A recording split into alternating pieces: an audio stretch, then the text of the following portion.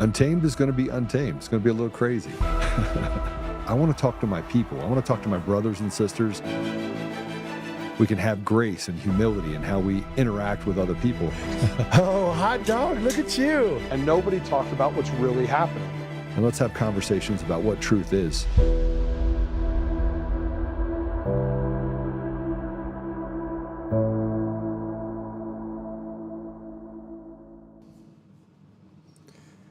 It's Friday. We got a lot of stuff to talk about. It is Fun Friday. We're going to talk about some cool stuff today. And we have a great guest. Somebody said something to me yesterday. They said, Joe, that thing that you had with Derek, that was fire. So I've told Derek that he has to come on once a week. So let me know what you think about that. Sorry, I'm still trying to get into this document. Craziness. All right, what are we going to talk about today? First, we're going to dive into some of the stuff that's happening in the country. For those of you that don't know, President Trump put out a tweet. It's not in our rundown, but he didn't put out a tweet. He put out a True Social post that talked about the Christians being killed in Nigeria. And that of the 7,000 or 8,000 that are being killed, 3,000 or 4,000 are coming from Nigeria themselves. So I was with Father Mahana, who was on here a couple of weeks ago, and that's why I'm late. So just give me a little bit of grace. But I'm going to go through some of the small stuff, and then we'll bring our guest on. He's actually waiting. Let me kind of walk through what we're going to talk about today. We're going to talk about mRNA vaccinations. Nathaniel Mead is a researcher. He's a public health research scientist, and he's a McCullough Foundation scholar. He has authored over 50 peer-reviewed scientific papers since the late 1990s. He's a contributor to multiple books. He's the editor for 2 peer-reviewed scientific journals and integrative medicine research consultant. Some of the notable work he's done has been on COVID-19 and the mRNA vaccines. And he's collaborated with Dr. Peter McCullough, who's been on here before, Stephanie Senoff, Jessica Rose, William Mackus, and others. We're going to ask him a lot of questions about COVID because 2 things are happening right now. One, I was over in the Middle East and Africa when you had the Ebola scare, and that was treated with remdesivir. Now, of the people that got remdesivir to treat it for Ebola, none have lived longer than 5 years. None. So we're heading up against that window of the 5-year mark of people that have gotten that remdesivir, and you're starting to see a large increase in deaths. And so is it tied to that? Is it tied to the vaccine? I think pretty safely we can tell that the mRNA vaccine is actually one of the most dangerous things to be launched in this country, and it's basically genocide for large groups of people. So we're going to talk to him a little bit about that. Before we do that, though, Hakeem Jeffries gave his take on Trump's trip to Asia, and he said that Trump got punked by Xi of China. This coming from a guy that, frankly, couldn't pass a 5th grade math test. Let's go ahead and play it. It appears to most reasonable observers that Donald Trump was punked on the world stage by the Chinese Communist Party. The notion that Donald Trump has created all of this trouble for the American people, which he has, the Trump tariffs are raising costs on everyday Americans by thousands of dollars per year. And earlier today, I also met with some small business owners and entrepreneurs who made clear to me in very real terms that the Trump tariffs are going to force many of them to shutter their businesses and abandon their dreams. Donald Trump created this massive inferno that's spreading all across the country and now wants to pretend as if he's a firefighter by putting out the damage that he has created. Hakeem Jeffries is one of the dumbest human beings you will ever come into contact with. I'm just going to tell you that if you were ever to sit in a room with him and if you were to put him next to Biden and ask congressional leaders on the Democrat side or the Republican side, who are some of the dumbest human beings known to man, Hakeem Jeffries would go to the very top of the list, privately. Nearly every one of them. You never see Hakeem Jeffries standing in a room with anyone other than really unintelligent people like AOC. Why? Because he's stupid. And by the way, he didn't meet with any small business owners. He didn't meet with entrepreneurs. It never happened.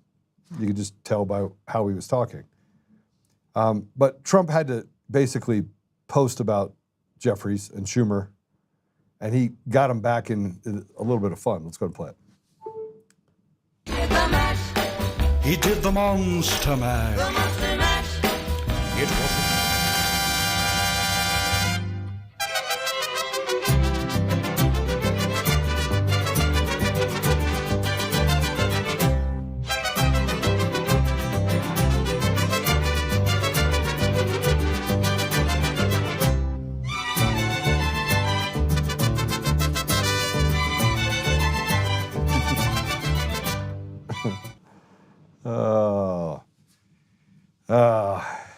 Next, I want to show you something really quick. We've got a couple of these cuts I want to put up here before we bring our guest in.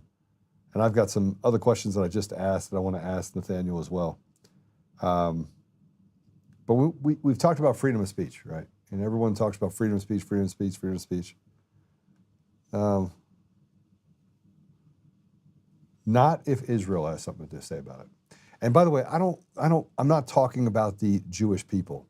They're just as captive as they are in the United States. And by the way, I'm not a self-loathing person. So I'm not anti-Jewish, I'm not anti-Semitic. They can stick it up their ass. Here's what I'm going to tell you. Bibi does not represent the people over in Israel. 90% of the population over in Israel, if they could have a civil war, they would have it already. They don't agree with anything. That's why they had five times in 8 years, they had a collapse of the entire government in Israel. It's not made up. Go look it up. But we had a police officer show up to someone's house because of comments they made online criticizing Israel. Go ahead and play it. Try that again. We're here because of the comments you made online about the Jewish community. Are you So what? No, I'm saying, are you? I have a freedom of speech, dude. Yeah, no, we get that. We get that. We got to make sure that you're not. Do you have a warrant? No, that's why we're Okay, here. you see that sign? Yeah. So that says no soliciting. What you're doing is basically soliciting. You understand that, right? Yeah. It means you're not welcomed here. Okay. Okay. Bye. Okay. Stay off the lawn, please.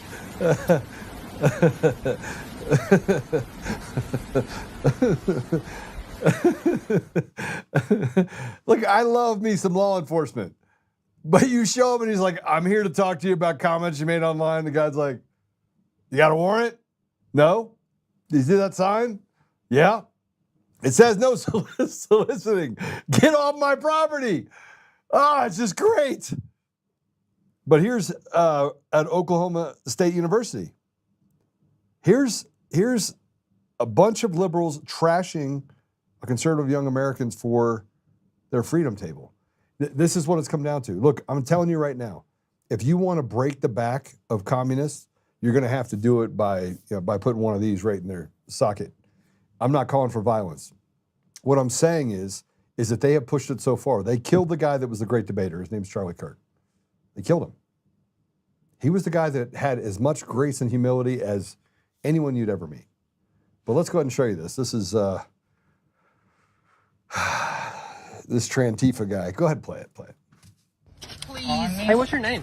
No. What's your name? No. No's your name? That's a great name. Yes, it is a great name. Oh. This is our property, and you are once again stealing it and littering. Man, you must love free speech. Freedom of speech means you have the right to say whatever you want, and I have the right to tell you to fuck off. Not censor others, though, right? What? But not censor others, though, right? What? But not censor others, though, right? Freedom of speech. Such not censure others. What? Such to not censure others. Speech. You understand English? Speech does not give you the right. I have a hearing. I have a processing hearing disorder. Can you speak up? Yeah. You have the right to freedom of speech, but not to censor others' people's speech. No. The government doesn't have the right to tell you to shut up. I do. No, you it's called have the to listen. it's called the heckler's I veto. can't force you to shut up. It's called the heckler's but veto, I can buddy. tell you heckler's to veto. fuck off. No, we can have the police actually remove you because it's called the heckler's veto. It's against the law to actually. No. Yeah, it is, buddy. Nope. Yeah. Nope. So. I don't believe you, and I don't care if you believe me. It's the law. But hey, Whatever. Jesus loves you anyway, and I hope you come to your senses and realize that we can have a conversation without you throwing our stuff away. I can't have a conversation with people who don't think I deserve rights. You don't deserve a conversation. Okay. Where did anybody say that somebody doesn't deserve rights? See, we debate the ridiculous. I personally would have punched that dude in the face. A dude with boobs. I would have boob punched him. I would have made him swallow his boob. I hope our guest is not getting mad at me for doing this. This is Fun Friday. So just so you know, Nathaniel, you actually came on during Fun Friday. You have to put up with a little bit of fun. I'm going to have a little bit of heckling fun right now. So I'll get you on here in just a second. But we're going to have fun with it. All right, hey, Pro Mondami supported. We're going to get serious about the mRNA stuff. But before we do, go ahead and play this. Could we ask you, do you think socialism is going to work in New York City? Yes. Why? What is your definition of socialism? Zoran Mamdani's socialism. Do you think if he wins, New York will be a better city? Oh, definitely. What do you think he's going to do that's going to make it better? Lower rents. He's going to fix rents. Do you think that might have a negative effect possibly? Or? Probably could, but my material conditions would be better. So I'm voting for what would help me. Where else has socialism worked that you want to emulate? Vietnam. You think New York City, if it was more like Vietnam, is it actually a communist country? I would say Vietnam, China. See, New York is a very dense city. Therefore, we have to look at Asia, who is doing better at density than we are here. So these roads are horrible. The trains, not that great here. All of those things are so much better in most Asian countries. Do you think one of his critiques against him is that rich people are going to leave New York if their taxes go up? Are you worried about that? No, I don't think so. You think they'll just stay here and keep getting taxed more? Or you think they'll leave to like Florida or Texas possibly? Florida's going to be underwater because of climate change, and Texas already has natural disasters, so no. I can't make sense of these retards. I can't. Give me free stuff. Just more free stuff. Please give me free stuff. Okay. I really don't want to go to number 6. But just to show you how the societal meltdown is happening and the fact that there's no consequences. Cops were called. Play it. Ooh, this lady in here stealing with her kids. Ooh, it's so obvious. Don't touch us, ma'am. Don't touch us.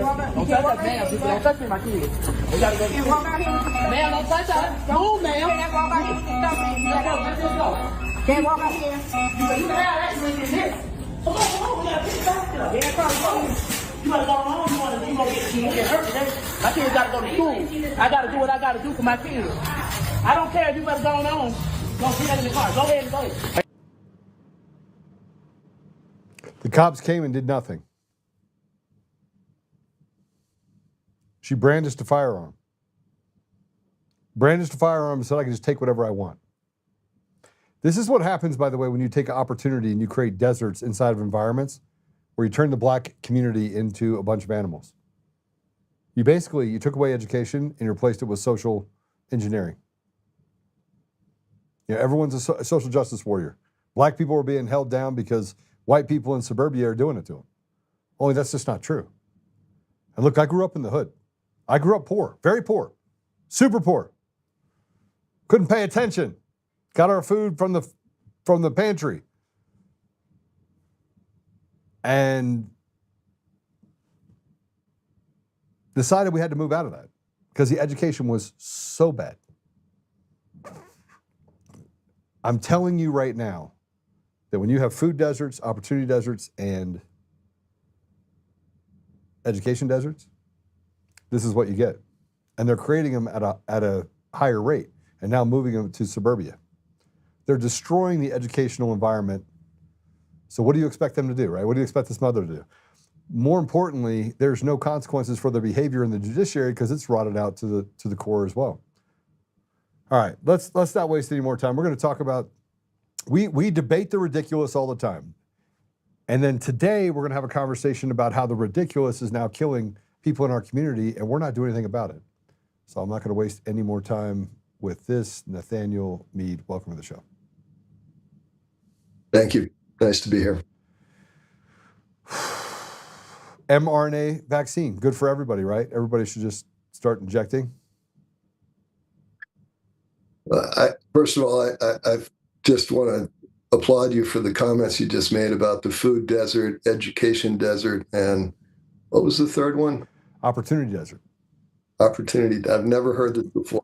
I'm fascinated by it. I've been hearing about food deserts for a long time, so that's really interesting the way you put it. You know, I grew up in these poor communities. I grew up in an interracial family, and the things that are being done, United Airlines is not trying to recruit pilots out of the inner cities. You know, they're not trying to go. Law schools aren't coming in saying, "Hey, you guys want to be lawyers?" They're not doing it. Mm-hmm. They're settling them into the school to prison pipeline system by creating substandard education where they can't read at a higher than 8th grade level. They're purposely doing it to their own people. Yeah. Yeah, it's a serious issue. All right, so let's get to the mRNA vaccine. What was your opening question? Should we all go get them? I was thinking I was going to leave here and just go get a couple vaccines. No, we should run from them. They really, you know, this is and you open with using the word vaccine, and as you probably know, the mRNA products are genetic. They could be called genetic vaccines, but they're really they were rebranded, reclassified, and rebranded as vaccines in 2000.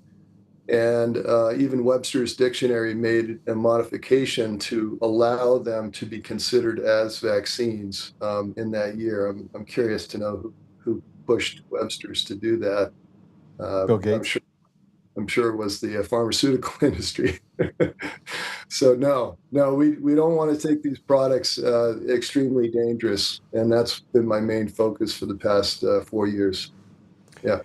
Okay, so you got ostracized from the medical community, I assume, or did they celebrate you? No, I was maintaining a very low profile until I started working with Dr. McCullough, Dr. Peter McCullough, and at that point, I remember very distinctly our first conversation. He said, "Where have you been?" And I said, "Well, I've been a little bit afraid of coming out, and you know, seeing all these physicians and scientists being deplatformed and losing their jobs, and it was a scary situation." And I think a lot of scientists, a lot of researchers were afraid of the suppression, and they went underground. But at a certain point, in 2021, I was asked to appear on a show, online health show, to talk about the immune system and to talk about it from the standpoint of how to support it in a healthy way. And I was told, just as I was about to get on the show, you cannot mention the word vaccine or vaccination when you are on this show. If you do, we may get shut down. And this was in 2021, you know, probably just a few months after these products had been released onto the market. And so I was shocked. I mean, here I am in the United States of America. You know, I had always been so proud of the fact that we have the First Amendment, free speech, really. And to be able to talk about anything, especially from a scientific point of view, has always seemed like the critical linchpin of freedom. You know, you cannot suppress free, open scientific discourse. If you're doing that, of course, you should not suppress any kind of free speech. But scientific discourses always seem to be at a very high level, you know, because you're talking about the truth in a way that would seem to be objective, you know, and would seem to be something that's untouchable because of its purity. And so when I was told this, I got angry. I mean, I was going on to the show, and I thought, no, you can't do this. You keep me from using the word vaccine. And did they say watch me? They're like, watch me. No, code word. Yeah, right. That would have been something. But from that point on, I was on fire. I mean, I was totally on fire. I just started writing. I went and worked with Steve Kirsch. I was head of Steve Kirsch's scientific discussion group for almost 2 years. And during that time, started to generate papers. And then I hooked up with the McCullough Foundation from there. Was there a time in this that you started speaking out? We'll get to what mRNA is. But was there a time in this where you said, what am I doing? Like, I'm going to speak out. I don't even know what the ramifications are, but it doesn't sound good. Where you almost made the decision to say, juice is not worth the squeeze. I'm not going to do it. Well, if I had been in an academic position where I knew that there was a high risk of losing my job, or if I had been in some other like high profile public position, I think I would have been. But I was an independent research scientist, so I was in a unique position to be able to talk about these things without risking my reputation, which I was pretty much unknown at that time. And so, in fact, still to this day, even though I've spearheaded all these big papers, I'm not a high-profile person, so I don't feel. That's one of the reasons I like to bring in all these co-authors, because they all have high profiles, so they're the ones who usually get all the attention. And this is actually kind of rare that I get to speak openly, but it's kind of a, at this point, I think we're all in awe still of what happened. And early on, I was in disbelief. I did feel some reticence, some hesitation to come forward, because it was so unbelievable that the government would continually distort, and that Anthony Fauci would lie so openly on national public radio, on columns for the New York Times, commentaries, openly, brazenly lying to the public. And when I saw that, and I saw it right away, because I met Fauci back in 1986 in Paris, France. I was at an AIDS conference, and he gave a presentation there, and it was an atrocious, unbelievably strange presentation. And I knew right away that he was a strange person.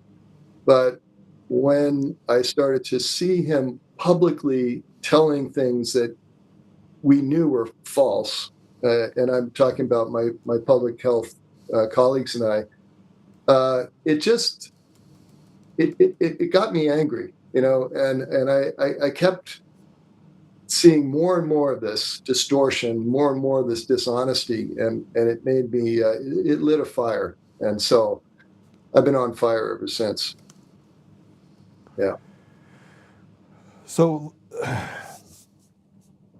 let's now dig into the mRNA. We've seen some pretty drastic consequences of people taking these vaccines. People being paralyzed, short-term effects.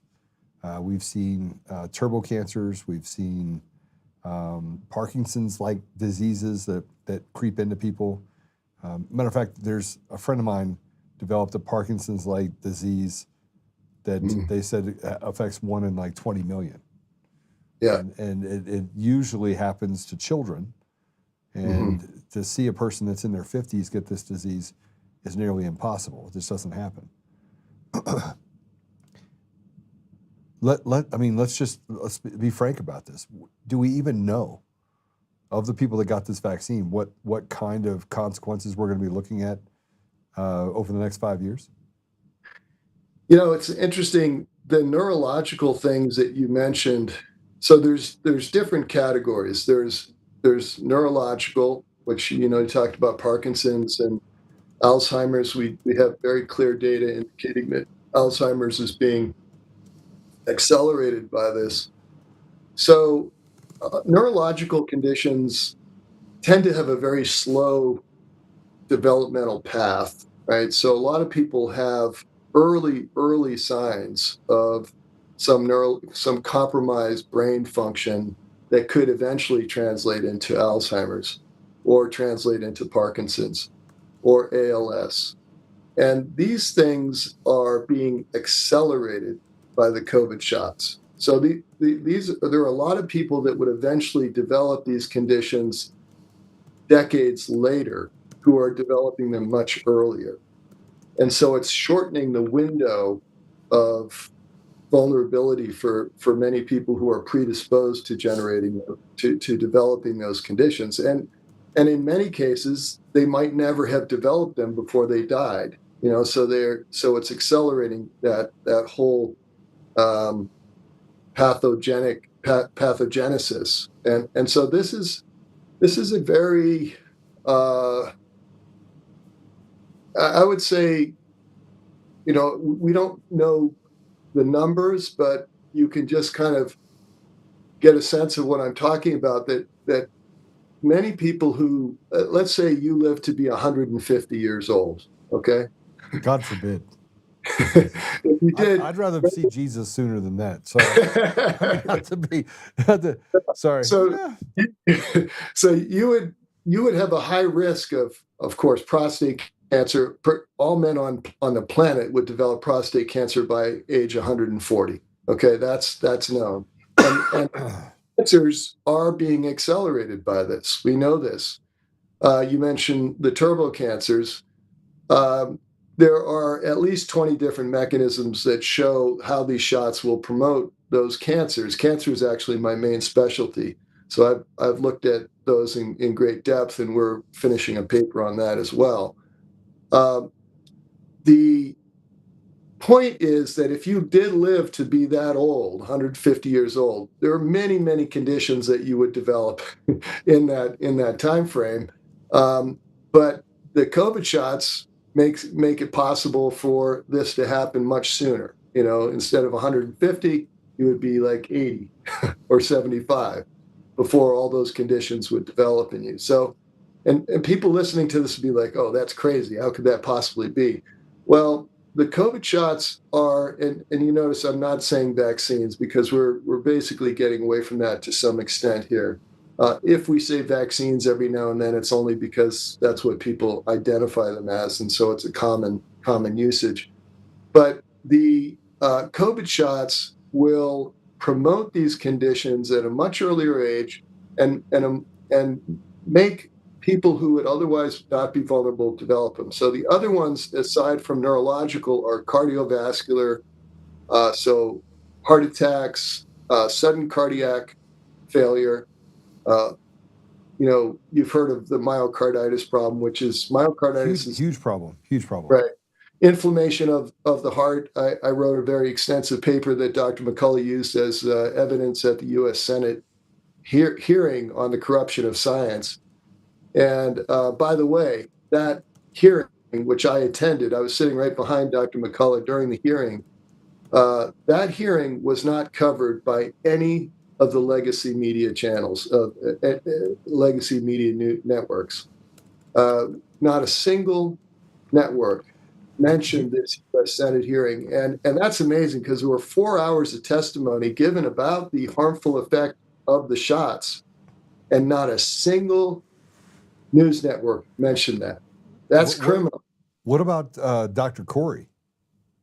Remember, he testified in front of Congress about the almost miraculous effects of ivermectin in conjunction with hydroxychloroquine.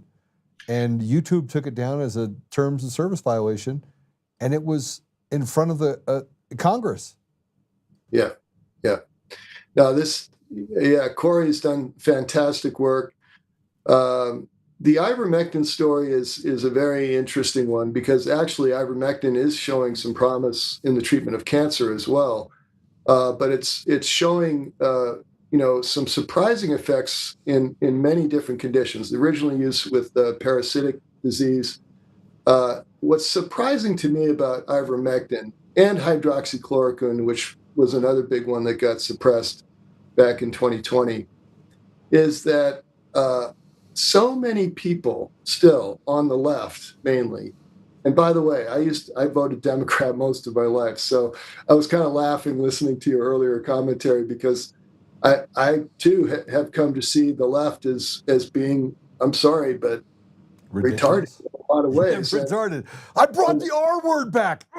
Got it. Let's go. Yeah, I mean, libtard is an appropriate term.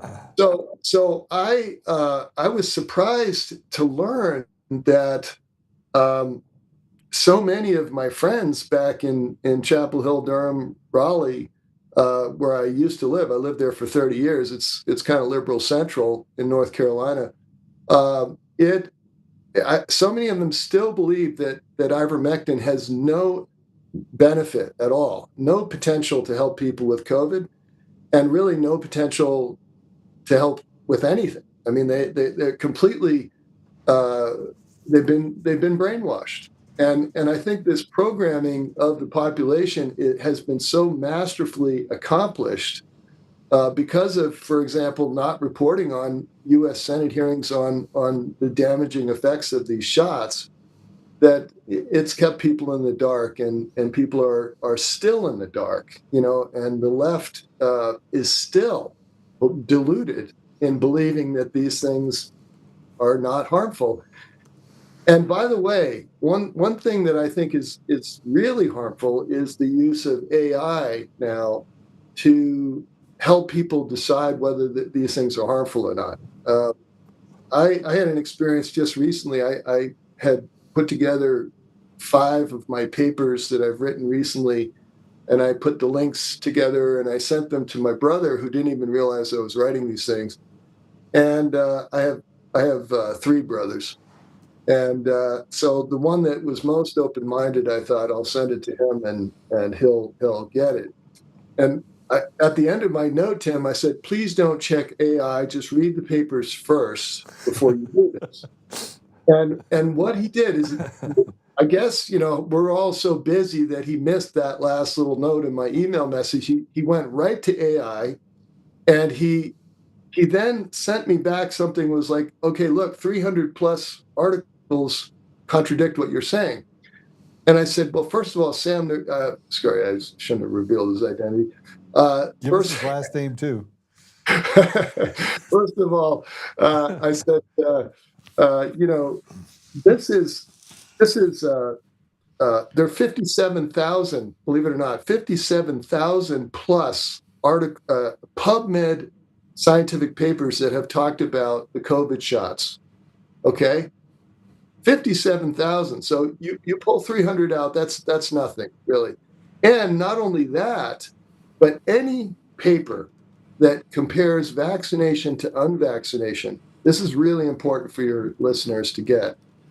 Any paper, any study that compares vaccinated to unvaccinated is going to be profoundly flawed.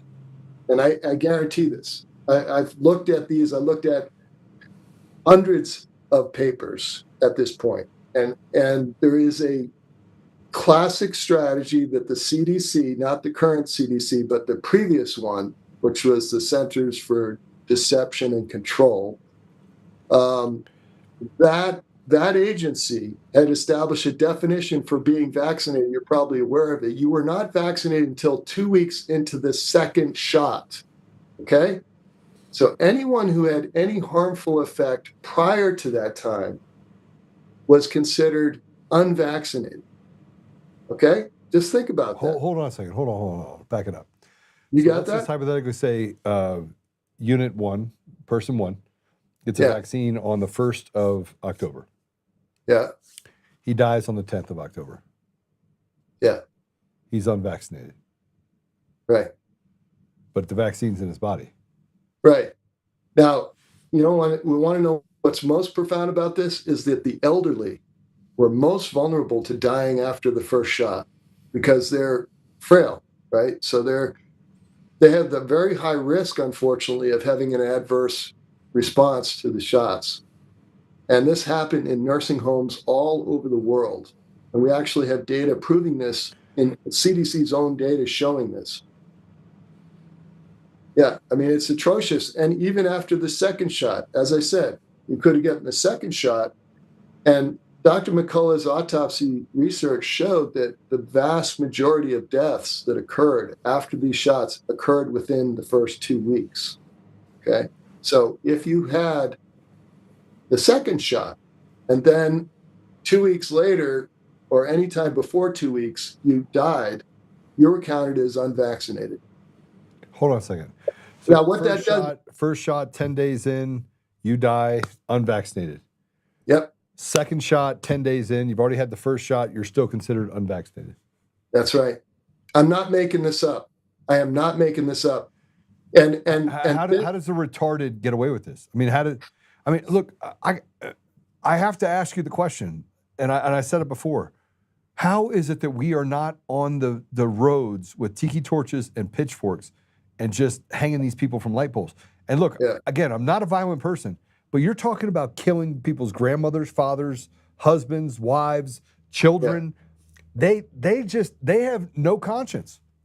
Right, and you're talking about misleading vast segments of the population because of this. I mean, this what we call a cheap trick. Okay, this is what Norman Fenton and Martin Neal in the UK came up with. They call it the cheap trick. If you ever get a chance, check out the book Fighting Goliath, which is all about these cheap tricks and these very statistical acts of deception, chicanery, that have allowed them to get away with this and allowed the policymakers to continually say, look, these are safe and effective. But it was never safe and effective. And what they did by using this cheap trick is they turned reality on its head, okay? Because there are so many studies that said, look, unvaccinated versus vaccinated. But if you were a doctor back in 2021, when the shots were revealed or released onto the market, you would be easily misled because you were following the CDC's definition. So you would look at what the hospital had in its records, and it would say this person's unvaccinated because according to this definition, they were. You see? So a lot of people don't buy that. A lot of doctors, unfortunately, thought they were looking at unvaccinated people, but they were actually vaccinated. All right, so it's mind-boggling. So I'm trying to kind of put it all together so that people can understand just the manipulation that's happening in the medical industry. And we do the same thing. We allow the pharmaceutical companies to basically put ads on TV so that then the news outlets on those stations don't investigate what the pharmaceutical companies are doing. And yet you have the CDC that's it's a governmental agency, right? Yeah. And their entire job, like the FDA, is to keep people safe, right? Yeah. To approve these things and to make, okay, so, and what you're telling me is that they know that there's adverse effects, so they move the goalposts, make it impossible for you to understand what the effects are on the community. And in between all of that, you have massive numbers of people that are dropping dead on the street. Yeah. And we know what's happening. We're conspiracy theorists. But yet you look at their own documentation and it shows that they're manipulating the data in order to not be held accountable for killing off Americans with impunity. Right. I mean, Doc, make this make sense to me. Make it make sense to me.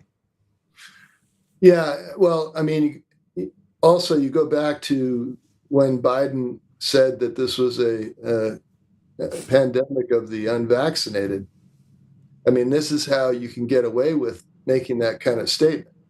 Because if your own CDC, again, Centers for Deception and Control, is calling it unvaccinated when it's really vaccinated within a certain time frame, then you can get away with murder. And, we have, at this point, the control of messaging. This is really important for people to understand. The control of information doesn't just extend to newspapers and online sources and social media and, the major news networks. It also extends to scientific papers and scientific publishing.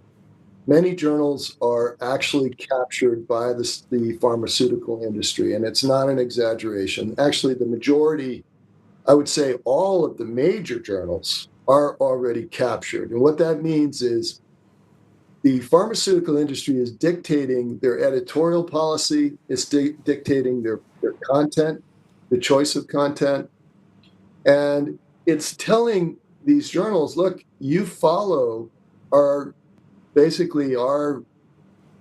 direction here, or you're going to lose your funding source, because most of the papers, the scientific papers that are available, are what are called open access. That means they're free. Okay, so in the past, you had to pay a subscription, and the pharmaceutical industry did pay for a lot of advertising, but the journals could get by also with their subscriptions. These days, nobody's paying for a subscription. They're all getting it open access. And so the journals are beholden to the pharmaceutical industry for all of their funding. So we and others have been targeted, and you could use the word predatory retractions, where the paper gets published, and let's say it's a very controversial perspective, like, these shots are very dangerous, they're killing people. Pharmaceutical industry can go and pressure that journal to retract the paper, to take the paper off so that no one sees it. It's kind of like shadow banning on a very open official level. And then everyone's going, well, where's the research? I don't see any research showing that it's harmful, because these papers are all being retracted. They're being removed from public view and from the viewing of the medical community. This has been happening consistently, so we see, that targeted unethical retractions have become commonplace in this country. And it's okay. Are you surprised though? Are you surprised? Are you surprised that such unethical criminal behavior could happen right in front of us and that nobody's being arrested? No one. But you have people that are arrested for speeding 55 and a 45. You have people that are arrested for doing stuff that is among us. It's as if we have become the plebes. We're the slaves. And they have rules for us, but they have no rules for themselves. They can do whatever they want. Right. Yeah, no, it's become another form of tyranny. We're actually witnessing tyranny within the scientific domain, which, a lot of people thought that was untouchable. That, if anything was going to remain true, it would be that scientists could continue to have a voice. But this is becoming less and less the case. And I think this is why Substacks are so important. Substacks give a lot of scientists an independent voice. And I've proposed that we set up a whole new publishing system, and I have a paper coming out about this, because the current system is unfortunately corrupt. It's corrupt on a massive scale. And this is what's keeping. Yeah, go ahead. But I'm sorry, but what you're saying is systematic. Like it's the judiciary corrupt to the core. Yes. The pharmaceutical companies corrupt to the core. Government agencies corrupt to the core. Publishing houses corrupt to the core. And you can only point to a few people in each one of these. Are we going to have to literally go and are we going to have to take matters into our own hands? Well, I feel like we're getting to that place where so much of our society is broken. Our education system is grooming our children and telling them that they can cut off their penis and be a different gender. They're doing it purposely. Everywhere you turn, you can't. Parents turn left. They're like, oh, can't go to the public school. Turn right. Oh, you got to vaccine your kid. They turn to the middle. Oh, you got to talk to them about gender identity. Oh, Christians are bad. Oh, let's do the call to prayer in the middle of. It's kind of the point where I'm like, are you serious? This can't be real life. It's like Willy Wonka in the Chocolate Factory. Yeah. Well, I do want to talk a little bit about RFK because having Bobby Kennedy in there is extremely important. And do you mind if we talk about? Absolutely. There's a coup against him right now. I know. Right? I know. Well, it's unbelievable. Well, that was predicted a few months ago. I don't know if you recall, but before we get to that, we have seen a lot of great changes with the new Health and Human Services Secretary, and I consider him to be the greatest gift of the current administration. That may sound like an exaggeration. A lot of people would say, well, Trump is the greatest gift, but I think, Robert F. Kennedy is the greatest gift. And I had the honor and the pleasure of speaking with him privately on the phone for 33 minutes back in 2023. He's one of the most scientifically literate individuals you'll ever find who doesn't have a PhD. And he could actually disarm many PhDs. I'll bet you if you had anybody who's a pro-vaccine or pro-COVID shot person, they would be torn apart by him on a public stage because he is so incredibly sharp and understands these issues so well. And on top of that, he's got immense compassion. The guy he's got a great heart. And I think it comes from all the growth and the healing that he faced in his personal life, going back to the murder of his father and his uncle, and what followed, soon after that for him as a young man. I mean, he has an incredible story. But in the past 4 months or past year, he has removed the COVID mRNA shots from the childhood vaccine schedule, and then he went and fired all 17 members of the CDC's vaccine advisory panel, the ACIP, and he installed a 7-member panel that included, some well-known vaccine skeptics. So he has been really an incredible force for trying to turn this thing around. And but look at what he's up against now. I mean, I know it. He wanted to pull the mRNA vaccine off the shelf permanently across the board. There's only 3 countries out of 194 or whatever, 190 plus countries that have been able to do that. Yeah. I know. He's trying to get it done in the United States, and the pharmaceutical companies are loading the coffers. Right. Loading the coffers. What's that? They are. And, the reason that he fired all those people, of course, was because they were so compromised by the industry influence. They all had conflicts of interest. And he pointed But they're not taking the vaccines, Doc. They're not taking the vaccines. The head of Pfizer was told, he's asked the question, under oath, did you take the vaccine? He goes, no. Yeah. You're stuffing it down people's throat, but you're not taking it. Right. Yeah. I mean, that's corrupt. That's corrupt too. How could you possibly tell people they have to take a vaccine that you're not willing to take? Obviously, that is, the most absurd thing.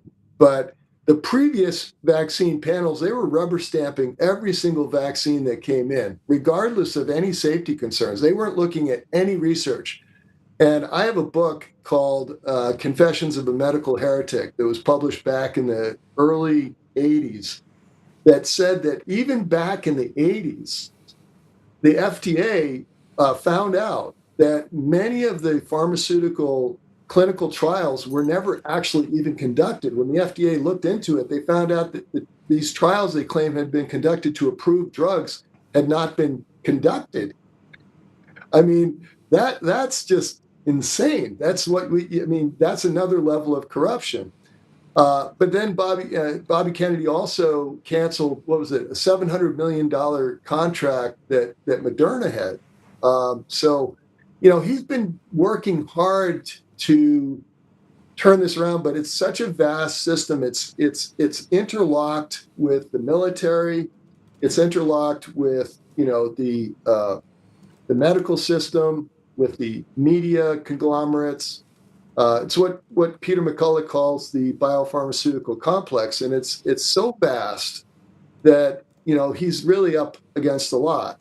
And the Trump administration, I'm just very grateful that they're there because we would be in a nightmare situation right now if we didn't have the current administration.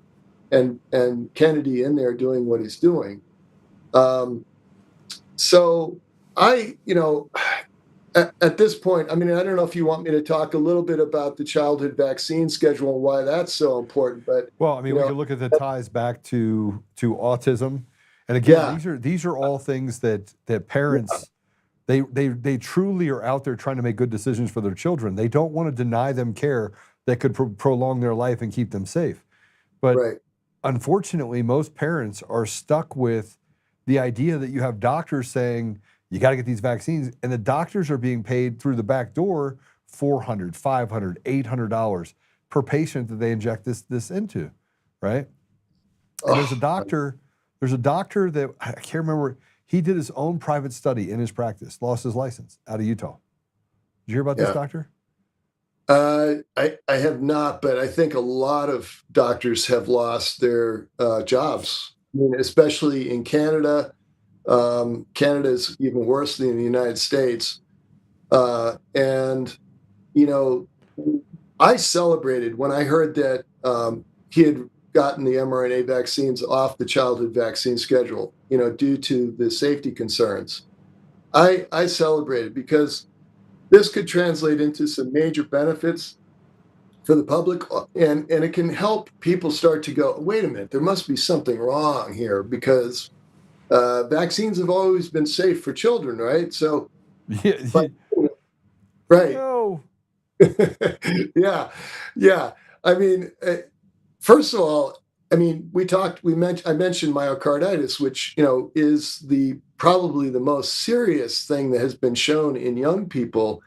And the shocking thing is it happened in healthy young people, and it is still happening in healthy young people. And especially the athletes are the ones who are actually falling down dead in the shower after they go running. Okay. So and people will say, well, wait a second. I know many young people who didn't get sick, who never had a myocarditis well, first of all, myocarditis is almost always subclinical, which means that there are no symptoms. Yeah, you never know it unless you went and got a... Exactly. And so I don't even think an EKG would show it up, right? Or right. And you can have EKG, and there's also some blood troponins, which is a protein that indicates damage to the heart.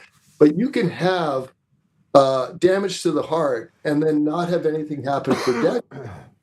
But then you can have congestive heart failure happen decades later. Okay, so it's not just a short-term issue. But not only that, there's childhood lymphomas that have been linked with the shots. Lymphomas, which are cancers that again, you could have other risk factors for lymphomas, but the vaccine is then pushing those children to actually develop the lymphomas. Neurological complications like seizures and strokes and Bell's palsy and Guillain-Barré syndrome. So all of these things, encephalitis, these are problems that kids, perfectly healthy kids, would never have developed without these shots. A lot of times you'll hear people say, well, these kids were predisposed. No, they were not predisposed. They developed these things as a result of the shot. And so getting this off of the childhood vaccine schedule is, at the very minimum, a humane gesture for all children around the planet. And the fact that this has been happening to kids is the most criminal thing. I mean, it's criminal that it's happening to anybody in the population, but young people in particular who were perfectly healthy before the COVID shots did not deserve to have this in any way. They're unwitting victims because it wasn't their choice. It was pushed on them, And as you know, many college kids were pushed into this. They couldn't go to college without it. Many young people couldn't get jobs without it. So they were really coerced into doing something that they should never have done. And that's one reason that the childhood schedule is so important. All right. So how do we reset? And again, I'm going to talk about, if let's say you're in a video game, right? You're just trying to find a way to get through the maze of things. Your the first line of defense is file a lawsuit. So you go file a lawsuit, you go in, you meet a judge. Judge is like, dismissed with prejudice because it's, you're a crazy conspiracy theorist. You back up, go back to the front, go back up again. They say, put another vaccine in your kid. Put another vaccine in your kid. It kills your child. You go back to the judiciary. They're like, yeah, you can't do anything about it. They go over here, you meet with the congressman. They're like, oh, yeah, we'll get on it. Pharmaceutical company drops $1 million in the coffer for them. They're like, yeah, I got amnesia. Back out, turn over, go to the executive branch, start talking. You see what I'm talking about? Yeah. There's no redress of grievances that you can have. You don't have it. Right. Definitely. There are some major legal implications of removing these products from the childhood vaccine schedule. Before I get into that aspect, there's something you said that, just triggered something in me. I'm thinking. That's the left part of you, by the way, that got triggered. That's good. I meant triggered in a good way. I'm just messing with you. But I know, I like it. That's funny. People need to be educated about non-vaccine preventive measures, that would help children, who have all kinds of predisposition to various health problems that would, if there is another infectious disease issue, like let's hope not, but if let's say that they create another pandemic, that's a little redundant, but these kids who have obesity and diabetes and other chronic diseases, they are more at risk of developing those infectious diseases. Okay, that's always been the case. So educational efforts around public health should be oriented toward helping kids be healthy. And that's one of the things that RFK Jr. has done really well, is emphasize the need for health promotion, disease prevention. And we've all been kind of brainwashed by the vaccine industry's propaganda about all kinds of conditions like smallpox and all kinds of things that they claimed, were helped by vaccines. And in reality, smallpox was cleared by public health measures like sanitation and better hygiene.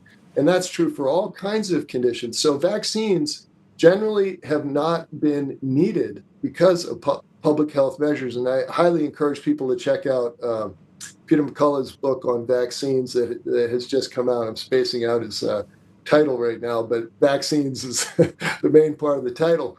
And it explains all of this in great detail. But getting back to your point, I'm not a lawyer, so I'm just kind of speaking off the top of my head here. But I know that removing the products from the childhood vaccine schedule due to the safety concerns does have significant legal implications.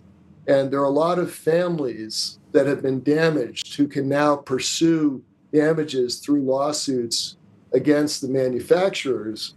It's not easy because the manufacturers have so much money, and you have to have good attorneys. And it, in some ways, the only options would be class action lawsuits. Are you familiar with Aaron Siri? Yeah. I mean, he's done fantastic work, and I highly recommend that people look into his work. Just Google, look for Aaron. I don't even like using Google anymore. Look for Aaron Siri, and all of the legal aspects are described by his groups in great detail. So class action lawsuits may emerge if the widespread harm continues to be documented and we continue to see people reporting the damage. And I think we're going to see more and more settlements happening in the coming years. And hopefully that will also trigger policy changes as well. But I wish I could answer your question better. It's just that, the legal aspects are not my forte. So. Yeah, so I personally have gone through this. I've had no vaccines. I haven't had any vaccines in my body in decades. Because every time I went to talk to the doctor, I'm like, well, let me read the fine print. I trust doctors. So here, I have a surgery that I was supposed to get done. I won't get the surgery done because I said, well, let me read the paperwork so you want me to sign to go get the surgery. And I get in there, and yet, sure enough, it writes in there they can give me a vaccine when I'm under. Yeah. Right? So I got to have my doctor there looking at everything that they do. So and my doctor friend said, Joe, I can, and then they denied having him in the operating room. They're like, yeah, we can't have him in the operating room. So I'm being denied care, paying all this money for it because, and now I have to go get a private, operation done, spend 20 grand doing it because I can't trust them not to put something in my body that I don't give them permission to do. So I went through it and I'm like, line that out. You're not putting any of this shit in my body. I said, does this mean you can put a vaccine in me? They said, well, technically, maybe. I was like, let me explain something. I said this to the doctor. By the way, this is why he said he wouldn't operate on me. And by the way, this is after I got an arrow that went through my leg, went 4 inches into my thigh. Don't ask.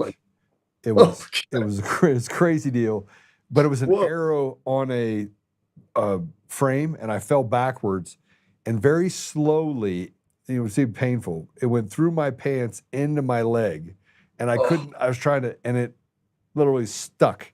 And so then when I got it off, I had to go off the same way, very slowly pulled it out. It didn't bleed until I sat down, and then it just, the world opened up, right? Yeah. But when I went there, they said, we have to give you a tetanus shot. I was like, no, I just had one last week. I'm good. They're like, you did? I was like, no, you're not putting that shit in my body. I'm not taking any vaccines, right? I'm not in the middle of a cow pasture. I'm not smearing horse poop or cow poop on me. I'm good. I'm not going to go take a rusty nail and stick it in I'm out. They chased me for a year. Really? Called me, sent it in the app, sent me emails every time I went in there to check on this operation I was getting. Joe, you have to get this tetanus shot. No, I don't. But then I told the doctor, I said, listen, you're going to operate on me, right? And I said, you said that you would never, inject you would never inject this into me. And he's like, yeah, I said that. I was like, great, I'm going to get tested right afterwards. If I find out that you put it in me, I'm going to come back and I'm going to kill you. How about that? And the doctor's like, I'm not doing your surgery. I was like, you won't be dead if you don't actually inject me with something that I don't want in my body. The doctor's like, so I knew for a fact that he was going to inject me with something I didn't want in my body. Yeah. How? It's really fascinating just listening to you talk about this because I studied some of the determinants of cancer survival based on patients who went and talked to their surgeons and their doctors. And one of them was asserting your needs and being very direct about, what you believe to be true.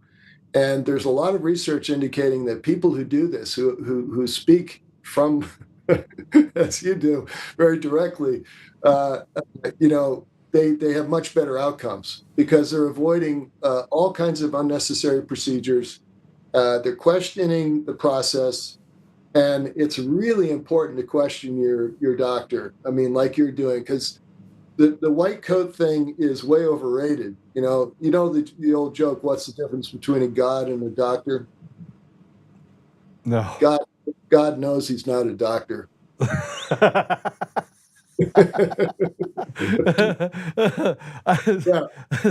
So, I play golf I have doctor friends. I have an abnormal number of dentist friends. Like, I don't even know what the deal is. Oh, that's weird. It is weird. I mean, I'm not kidding you. Like, some of my closest friends are all dentists. Yeah, so you can get cheap caps. I have good teeth. I don't have any. I got all my teeth. Okay. They're like, Joe, we have to fix your other teeth. I'm like, nah, I'm good. I used to play a lot of ice hockey, so I'm missing a bunch down below. But, yeah. Doesn't bother you, though, does it? Yeah, they like to play golf. I like to play golf, right? We like to go to sporting events and things like that. So it all works out, right? And I'm talking guys that I've been friends with for 25 years. And I don't know how I got on that. But I mean, but the doctor was scared. And look, I don't want to go back and kill anyone. But if you inject something in me that's going to kill me, then, look, I'm a biblical person. I love the Lord. And I will, I will forgive you after. Yeah. Well, you know the basic principle that Hippocrates taught, which was first do no harm. Yeah. And that's the Latin is primum non nocere, which is I shouldn't even know that. I know that. The fact that I know that is weird. But go ahead. Yeah. There's actually there's a paper by this guy Amrit Sorli from Slovenia who is talking about the excess mortality that's caused by the COVID shots, and this is something that we're looking at very closely. And the paper is called Primum non nocere. So he was looking at this issue of how is it possible. And I can tell you this is true. This is not, I'm not fabricating this in any way or sugarcoating it. But how is it possible that the most heavily vaccinated countries show excess mortality in 2020, 2023, 2024? Very clearly, there's no exceptions to this. All of the heavily vaccinated countries show this, who have good reporting systems of data. And yet the low vaccinated countries, the countries that have the very lowest vaccination rates, are showing no excess mortality at all. Okay? This is the truth. 2022, 2023, 2024, excess mortality only in the heavily vaccinated countries. Now, there's no other explanation. You can't say that it's related to people getting fat or watching TV or, there's no other explanation that applies, because this was a population-wide exposure that these countries had to deal with. And so there was harm done. There was serious harm done. And I hope that people will wake up. I hope that we will. I agree. We have to find a way to harness the spirit of revolution in people and, start to take action. I'm actually a descendant of Thomas Jefferson. So Declaration of Independence and all of these, people who are historically rebels, I have great respect for them. And I think we need to harness that spirit again. So, it's funny. I'm a descendant of bad stock. I grew up super poor, and my family, my grandfather was actually a really brave guy. He fought in World War II, and he jumped out of airplanes and faked his birth certificate at 16 to get in to go fight, and he was amazing. Wow. Short of that, my family is kind of retarded on both sides of the aisle. It's like retards got together and they made this other retard called Joe. But I say that, but I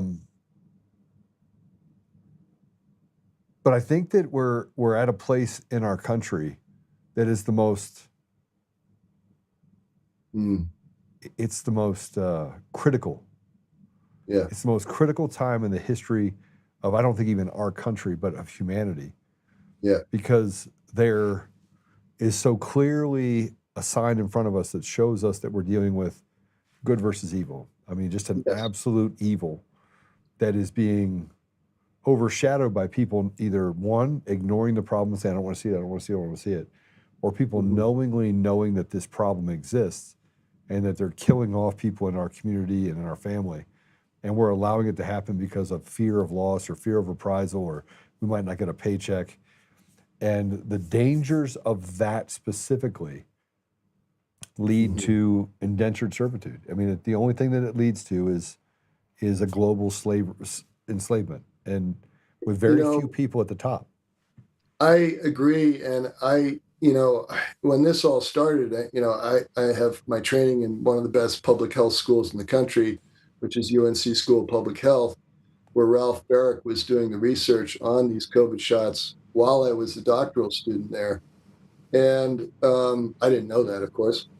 But when I started to get together with people who were starting to wake up to what was going on in 2020, a guy came up to me in this meeting that we had, and he said, this is not about public health. This is about control. This is all controlling the population. And at that time, I was, steeped in public health thinking. So I'm a public health scientist. I'm like, what are you talking about? This is about statistics, and this is about Fauci lying to us, and pushing the masking, which is a complete BS. And but now I realize that the masking was all designed to get us to conform, to get us to do blind obedience, to people to conform, because it had no scientific basis whatsoever. And the same thing with the physical distancing, which they called social distancing, which was BS as well. And then what that did is it set everybody up for saying, well, I can't wait to get back to normal. We got to do the shots so we can get back to normal.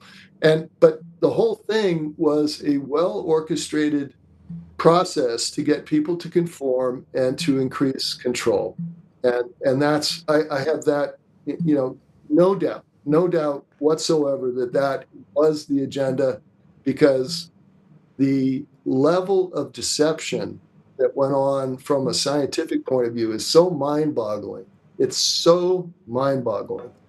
I still kind of cannot believe it, but it was all about control. It was all about centralized control so that we could get the digital passport. What do you think COVID stands for? I'm just curious. I know what it stands for. It's I've read this before.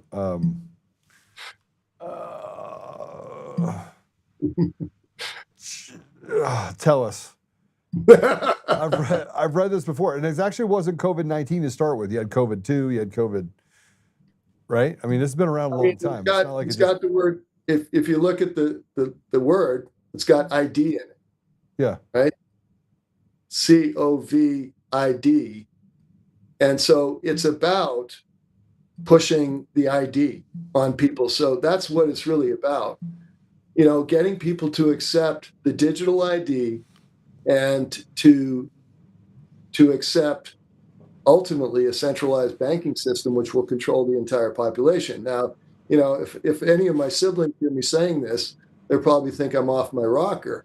But I'm trying to correlate it too. But then again, I look at the reason why they do things, and I haven't figured out motive, because money and power is one motive, but destroying society is a completely different level of evil.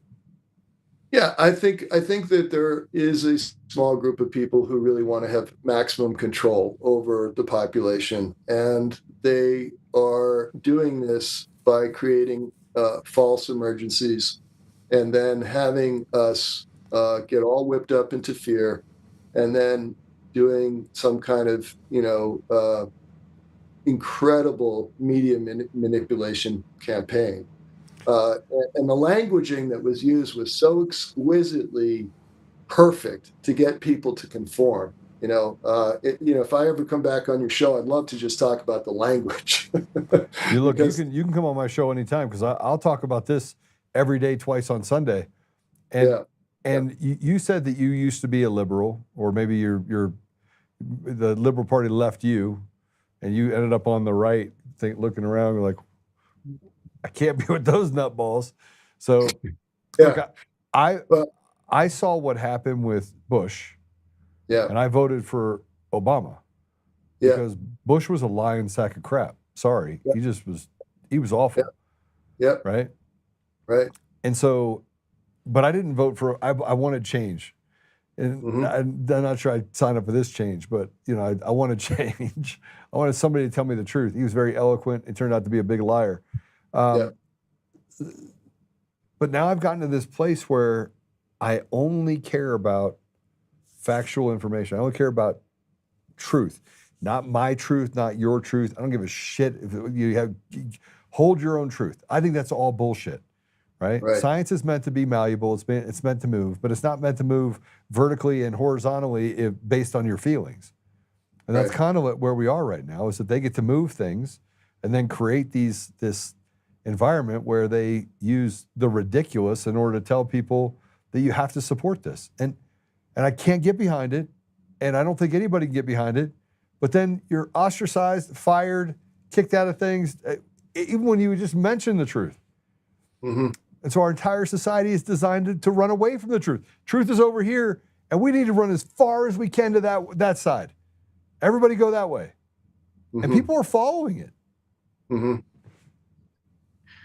Yeah, and the truth is increasingly slippery. And what is the truth? What is, how do we really know what to trust as being true? It's a tricky thing, but I believe that people have to disconnect from the legacy media completely. Come watch us. Come watch us right here. Yes, number one. Can't plug for your channel, absolutely. And then but also in addition to your wonderful channel, Substacks, which are very helpful because they're open forum for free ideas, free thinking. And then you can consider things on their own merits without the filters of the corporate media, getting in the way. And I think that's very important. I think also people have to trust their intuition more. We have to somehow tap into that. And we have to get off of, trusting. We cannot trust AI. I can tell you this. I did a whole a study of this, and I found out that AI was lying continuously on issues that are controversial because AI is drawing from this large body of information that is guiding the AI answers completely. It's weighted towards ridiculous. It's weighted towards, even when you talk about like transgenderism and whether or not it's real, it got away from the scientific methodology behind how they came up with gender dysphoria and the fact that it was a mental illness.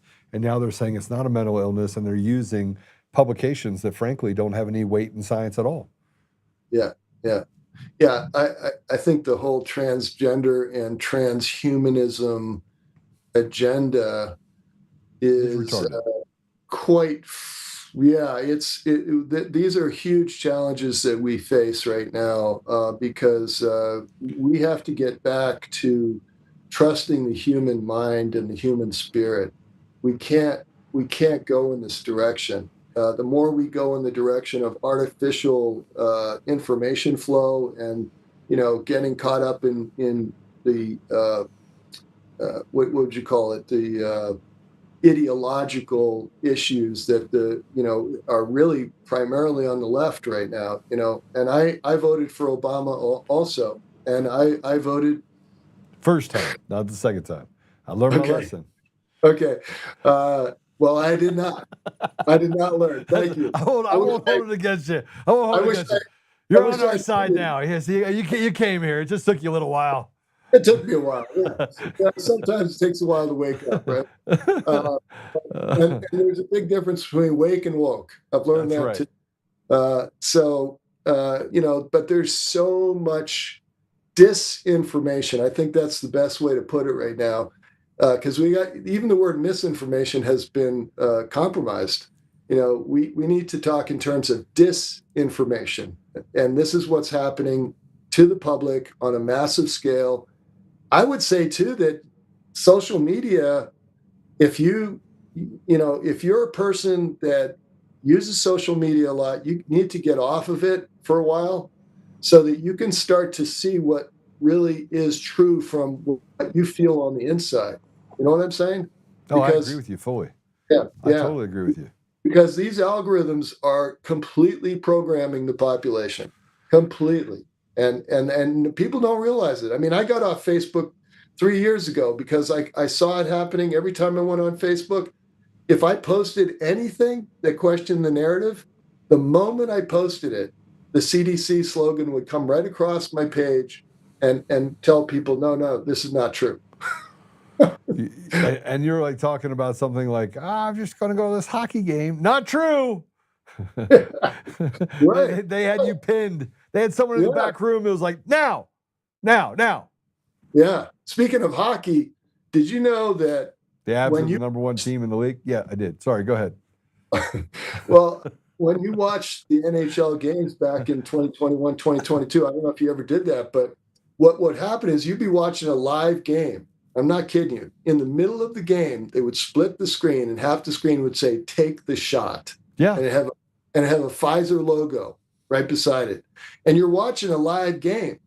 You're being subliminally programmed in that moment to, quote, take the shot.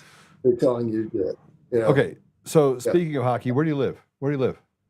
I live in Blue Ridge Mountains of Virginia. Oh, Virginia. Beautiful area, yeah. Blue Ridge And I was holding up this cup because the COVID index, I don't know if you can see this. Yeah.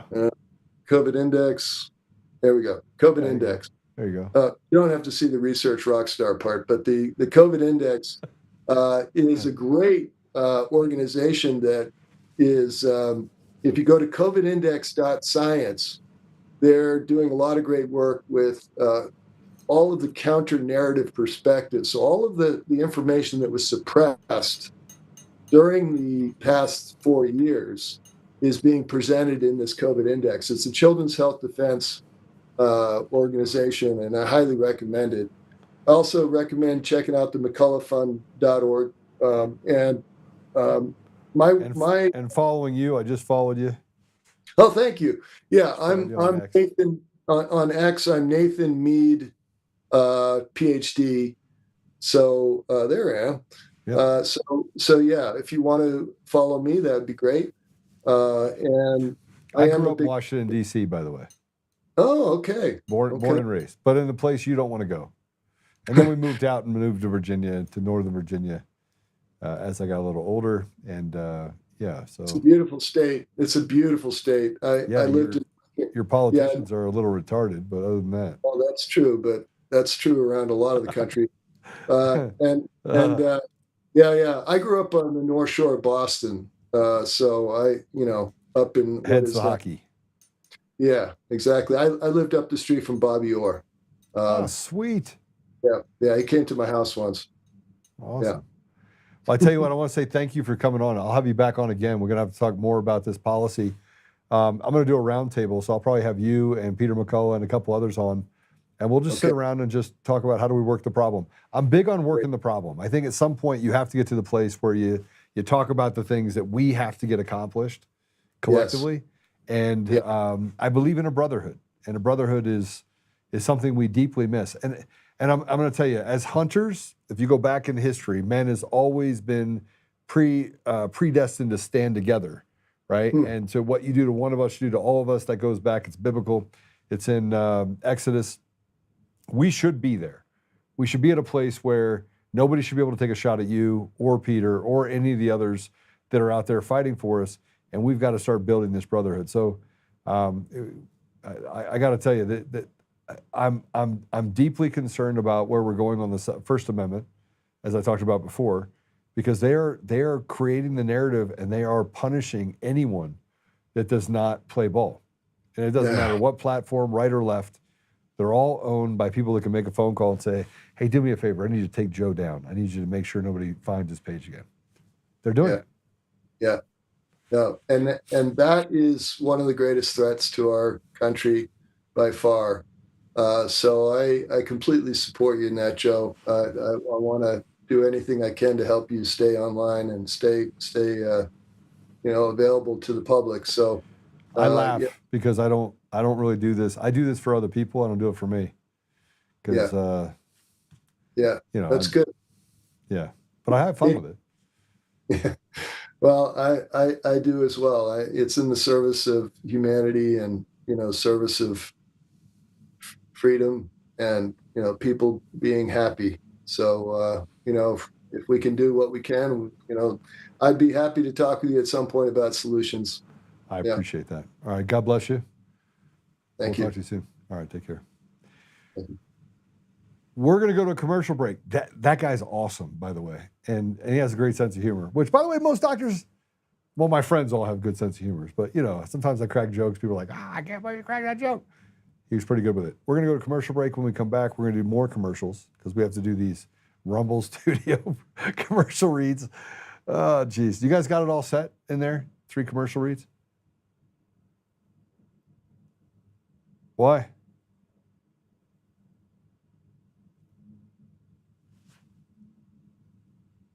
And what'd they say?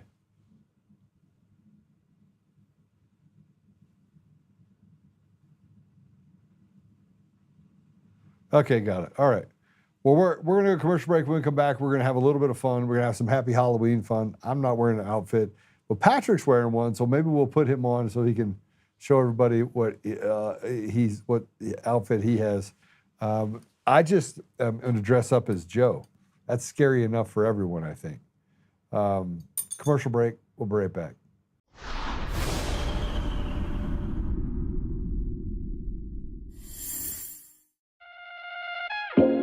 My first time here shooting at the shooting range. How's it going? It's also my first time, and I'm really excited. It's also my first time here, first time shooting guns. My day off of work, and they were like, hey, you want to shoot some guns? That was awesome. The revolver is crazy. I will definitely come again. Yeah, it was awesome. Really cool experience. 100% bringing my friends here another time. I like to come shoot because I get to spend time with my family. Same for me. I love spending time with my family. It's something to do. It's a lot of fun shooting. When I first moved back into town, the first place I came was DCF Guns, and I signed up for a membership right away. I got into shooting because of self-defense. I would encourage all women to be ready and to feel comfortable handling a handgun. This was my first time ever shooting at DCF West. It felt amazing. I shot an AR-15 and it was amazing. It was powerful and I loved it. I'm here today as a part of a group of women that support one another in continuing to practice and refine our knowledge. Not only self-protection of ourselves, but protection of our loved ones as well. I have fun and I get to meet with other ladies. You should always be prepared to defend yourself. And I love coming to DCF Guns West to shoot. I come with my family. It's a nice, clean, friendly range. Here I feel safe. I feel like the people to my left and my right are also really cognizant of their range etiquette. That's why I come to DCF Guns West. Come join the DCF family today, where we keep the range hot and the deals hotter. Hey, this is just in from Fidelity. Gold could hit $4,000 an ounce as the Federal Reserve cuts rates to cushion the U.S. economy. The dollar drops and central bank keeps adding holdings. Gold has been on a record-breaking tear over the last few years, and it doesn't look to be slowing down in the years to come. Are your savings protected with precious metals like gold and silver? Are you waiting for gold and silver to shoot even higher in price? I want you to call my gold partner, Goldco, today and learn more about what precious metals can do for you. That's 844-960-GOLD or visit untamedgold.com. You'll get a free 2025 gold and silver kit, and you'll get info on the #1 precious metal offer in the game, where you can get up to 10% back in bonus silver just for getting started. But supplies are limited, so don't put it off. Call my gold partner, Goldco, at 844-960-GOLD or visit untamedgold.com. That's 844-960-4653 or visit untamedgold.com. Trick or treat? At DCF Guns, it's all treats this Halloween.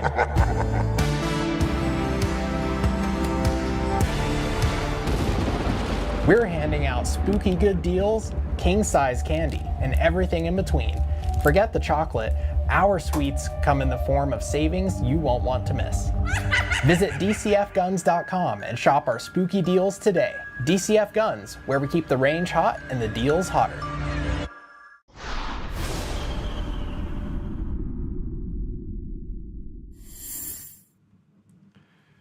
All right. Well, we've had a couple things, and I put something in the comments, and we're going to do a serious one first, okay? Guys, if you could pull up the post that I put up there, and I said I needed this person on there. It's the Lindsay F. Fifield. I'm going to read this to you. And here's why I'm going to read it to you. I want you to understand. Copy text. No, I don't want to copy the text. I want to copy this. I want you to understand that it's purposeful. What they're doing right now to our country, whether we're talking about the vaccine or we're talking about what they're doing here, it's all purposeful. You are a slave. You are treated differently. Don't speed in the road. Don't get out of line. Don't speak up. Don't talk about Israel. Don't do this. Take your vaccine. Sit up. Sit down. Shut up. We might let you get to a different level of society. Slave. As long as you pay us your money, slave. Let me read this to you. When I was a few weeks postpartum with my second child, I bundled us both up and waddled into the Fairfax County Circuit Court to testify against the man who had accosted my then toddler daughter and I in a public bathroom while I was heavily pregnant. When I arrived, I was brought into a room with other victims and found out he assaulted a woman in the same bathroom. I suddenly felt I had been lucky. The arresting officer who had also interviewed me weeks prior was clearly eager to do everything right to keep this guy off the street. He found additional witnesses, pulled surveillance footage, followed every step to the letter. It was physically painful and difficult for me to even be there, trying to discreetly feed and soothe my 2-week-old for 6 hours. For 6 hours is hard benches when we should be home, we'd both be home in bed. It was terrifying, discreetly breastfeeding in the same room as this monster. When I finally took the stand, the attorney for the Commonwealth asked me if the man who I was in the bathroom that day with was in the room. I paused, confused, because I knew what was going to happen next. The courtroom has been packed all day, but as case after case was handled, ours was the last one. Now it was just the judge, court reporter, bailiff, the defendant, his lawyer, the Commonwealth attorney, and I. The arresting officer wasn't in the room. The other victim and her husband had been given a new court date and sent home. I adjusted my baby again to my chest and looked at her as she repeated the question. Do you see the man you reported to police in the room today? Why was she doing this?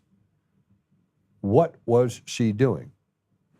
I was sweating in my oversized cashmere nursing sweater, and I felt prickles down my back. Everyone was staring at me. I'm not a lawyer. She asked me a question, and she was on my side, so I should answer it, right? I adjusted my baby again to give myself a free hand, and I pointed to him.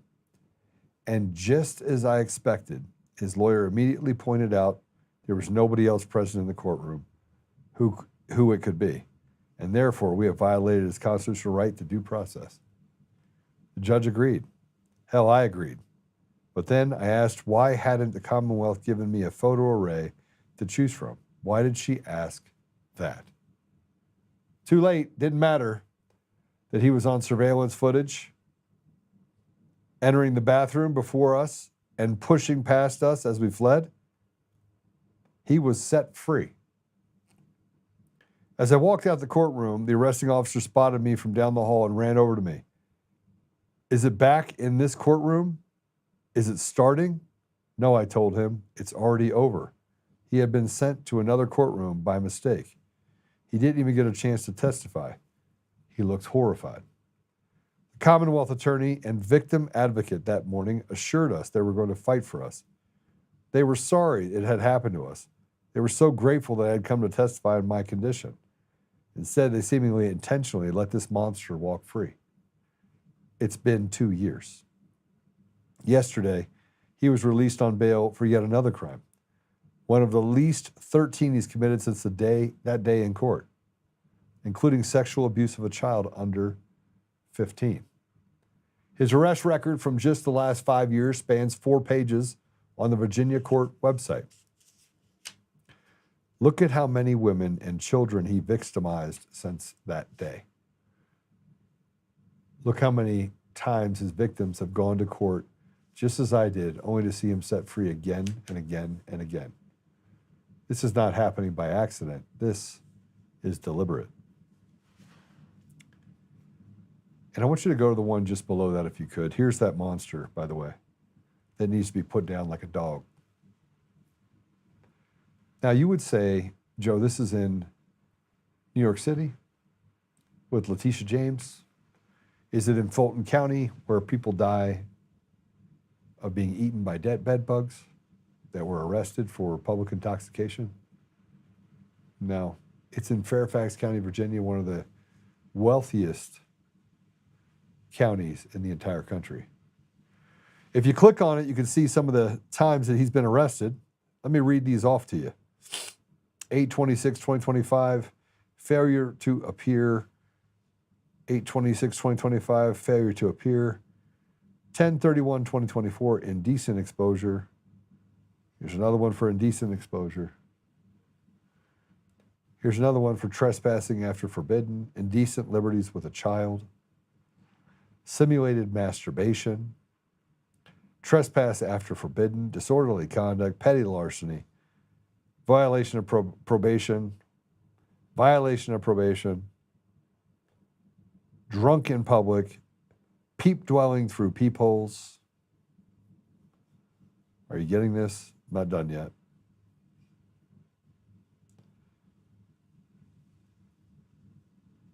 Assault and battery, indecent exposure, speeding, trespassing, forgery, indecent exposure, trespass, masturbation, trespass, peep dwelling.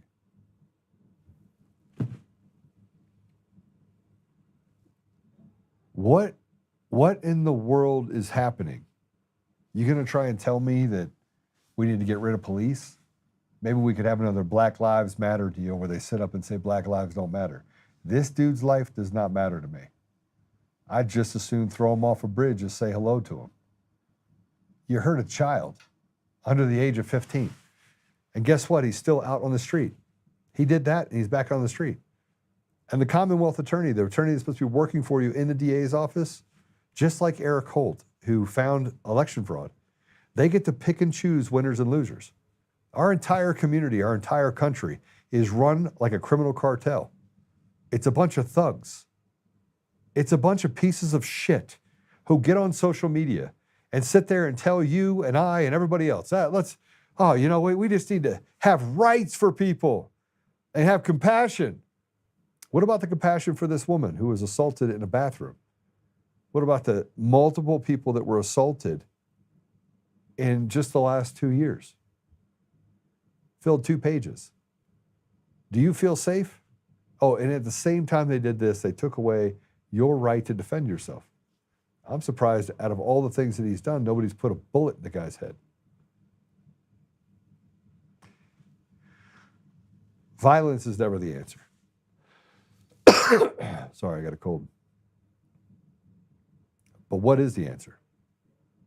When the last line of defense is supposed to be the judiciary is so rotten to the core that they have to do everything they can to protect his rights while violating the rights of everyone in their community.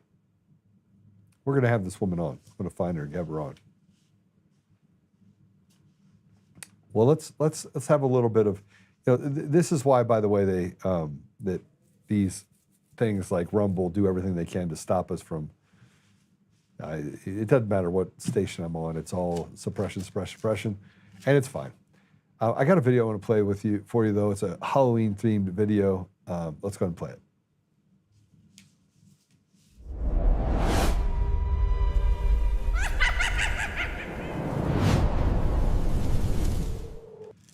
Come on, that's kind of cool. That is Untamed, being a little bit Halloween-y. Elizabeth Warren as Pocahontas. That looks like her. What do you think? And we have Jenna Griswold for Halloween.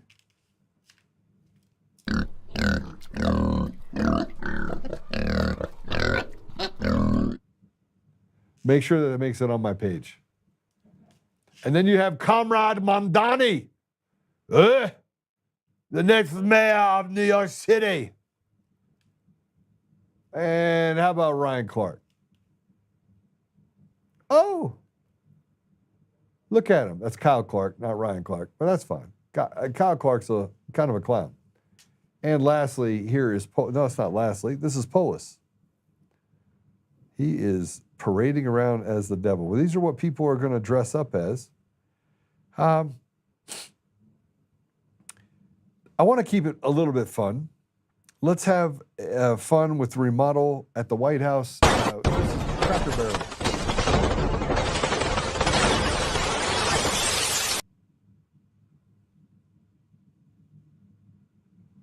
I'm a little, I don't even know what to say about that. Play that again. What were they trying to, what is happening? Do that again.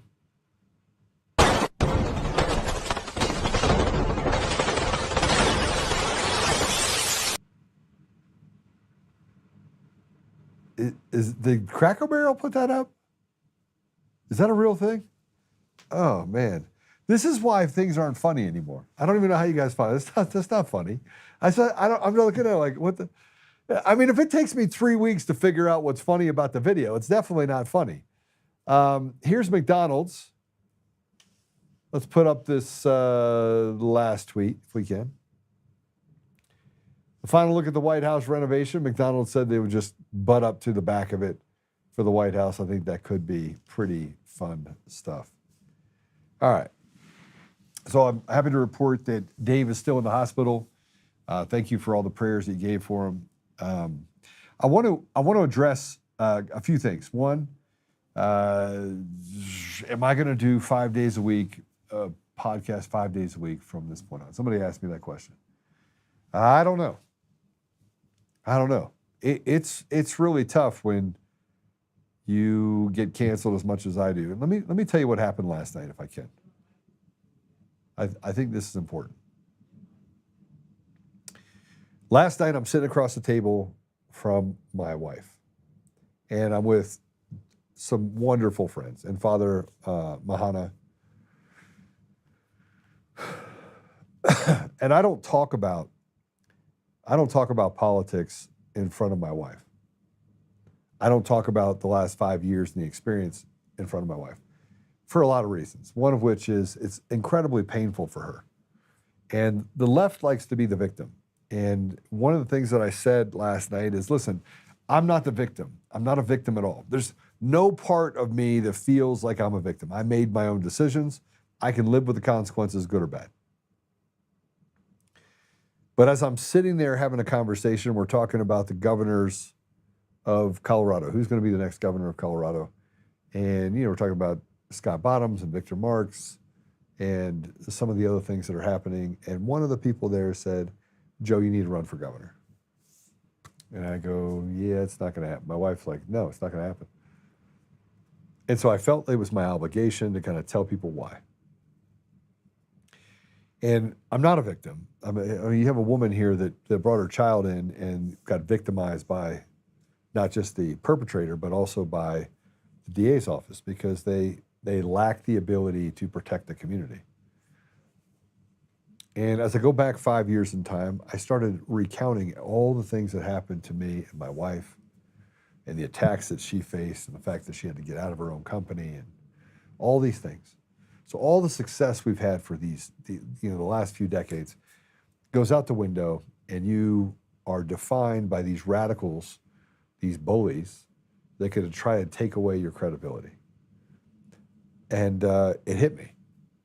I've been doing podcasts for 5 years, 6 years. I have over 2,700 videos. I have, I think, if I'm not mistaken, had almost 400 million people watch my videos, or 400 million videos watched. I don't know how you do the math of it, but the audio, video, and everything else. And I enjoy it. I enjoy being here with you. I enjoy having these conversations. But that was the first time that I had to look at my wife and I got overly emotional. I got overly emotional because I could then recount. It's like when you have that near-death experience. You're recounting all the things that you went through over that 5 years, and I'm looking at my wife well up and get really, really emotional and start crying. And then I started to recognize that these evil people have done a lot of damage to my family.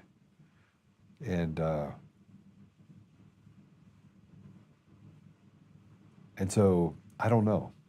I want to answer that question because the email just came through, this morning. I don't know what I'm going to do. I would like to have a media outlet for people like Laura Logan, people like Russell Brand, people like Tucker Carlson, that, by the way, everyone's kind of standing on their own. And that's why they get picked off. That's why Candace Owens gets picked off, and building something that allows for you to have unity, have that is probably something we need. But the last 5 years has been difficult. I wouldn't say hard, but I'd say difficult. And the difficulty is I had to take a stand on Ukraine, and I lost my friend. My friend Max bailed. He had been a business partner, and he had been a friend for 8 years.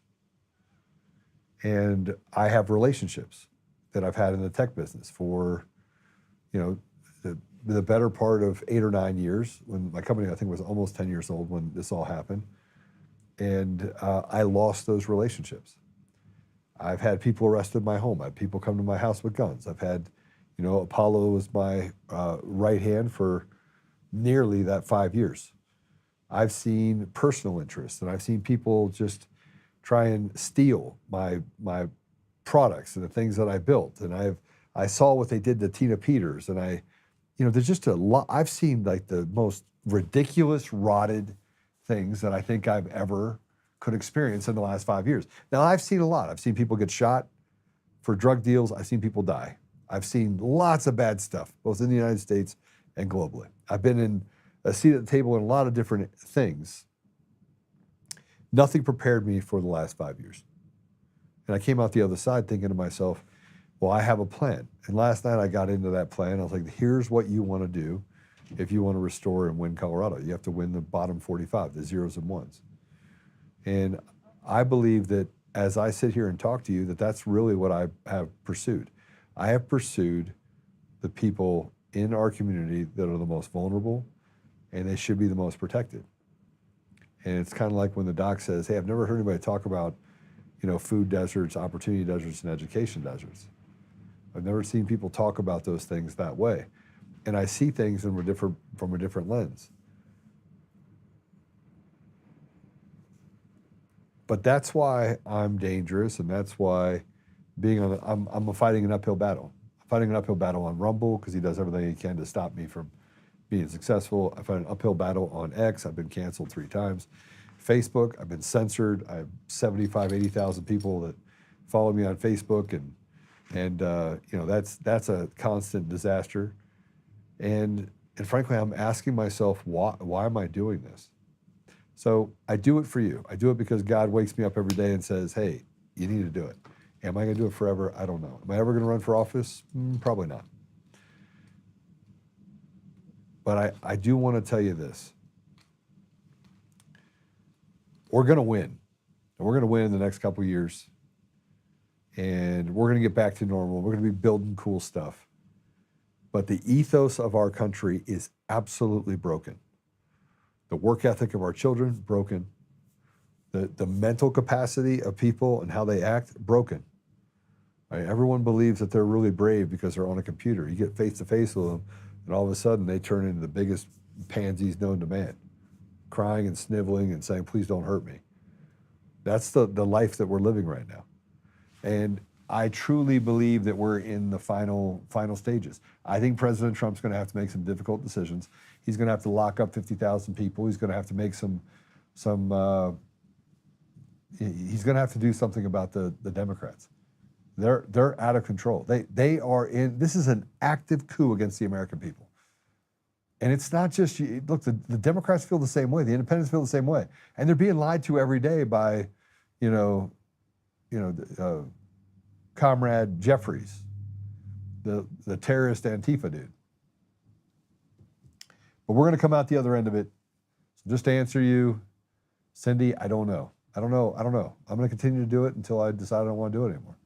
And in the meantime, I'm going to build up a media environment, and I'm going to put other people in this chair and have people like Derek on and Dr. Nathaniel on, and we're going to just have a good time. So I'm going to pray us out.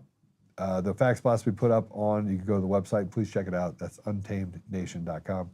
You can text Untamed to 89517. We'll send you a thing when we go live.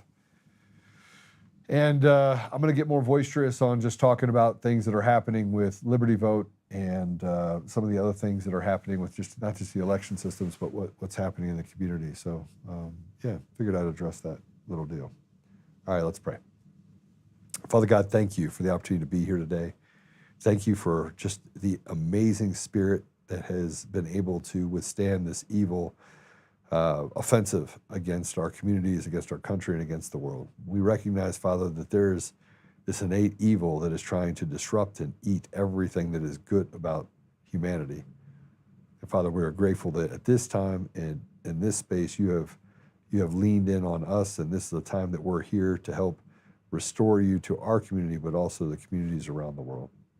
We recognize, Father, that you don't want to basically live by the sword, but we also know that we must be courageous. We must stand up. We must speak the truth. We must act in that truth. And Father, we know that the reason why we got here is because we ignored all the things that, all the signs that this was happening, and we allowed ridiculous to have a voice. We allowed evil to thrive. So Father, forgive us, and please guide us. Guide us to the ability to do the work that you would like us to do, the things that need to be done in order to right the wrongs or to turn the corner in a positive direction that can give life to our children, our grandchildren, and future generations. Help us, Father, to be patient with each other and not hold on to petty differences. Father, I ask you to give us the spirit of 10,000 lions. Give us the ability to fight back and to fight in such a way that we can push this evil back into the hole it came from. I also ask, Father, that you heal Dave Bear. He is an amazing man, and if you were to say that it's time for him to come home, I would just ask you to give us more time with him, give his children more time with him, give his wife more time with him. I ask you these things, Father, and I would be wrong not to mention the gratitude that I have this platform, that I have the ability to stand up and have these conversations with people. And I thank you, Father. In Jesus' name, amen. Okay. Comments.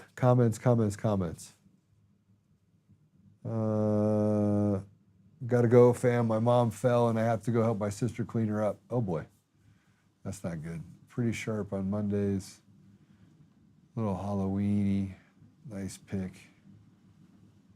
When they trans one of your grandchildren, you will freak out. Democrats. Wish you all till Monday. Have a great weekend. Happy Halloween. Have a great weekend. All right. Guys, I will see you later. Have a safe Halloween. Make sure that you are very careful.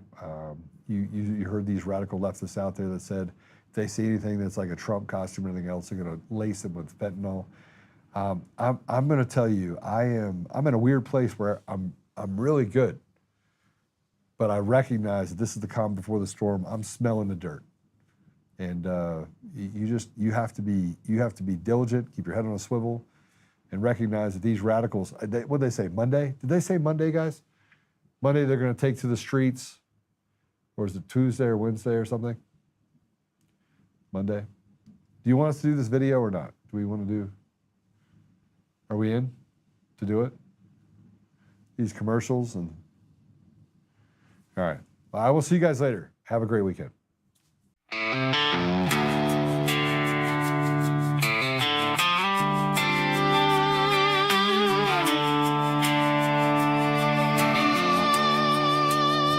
Rise up untamed in the heart of the fight where the wild ones roam. Joe Oltmann's calling, bringing truth back home. From conservative daily to this untamed fire, we shatter the silence, lifting spirits higher. No chains can hold us, no lies can prevail. Authentic and fearless on this rugged trail. Patriots gather under stars and stripes. Untamed nation, igniting the night. Untamed nation, let the truth roll out in this land of the free. Standing proud from sea to shining sea, we won't back down. Catch the fire, wear the crown. Untamed nation, it's our battle song, motivating hearts where the brave belong. Yeah, untamed and wild, forever strong. Play it again all night.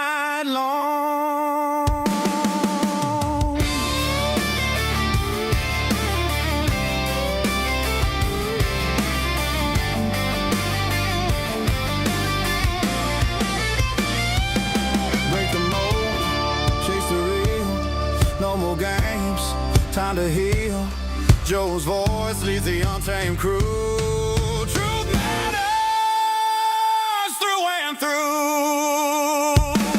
Untamed nation, let the truth roll out in this land of the free. Standing proud from sea to shining sea, we won't back down. Catch the fire, wear the crown. Tame nation, it's our battle song, motivating hearts where the brave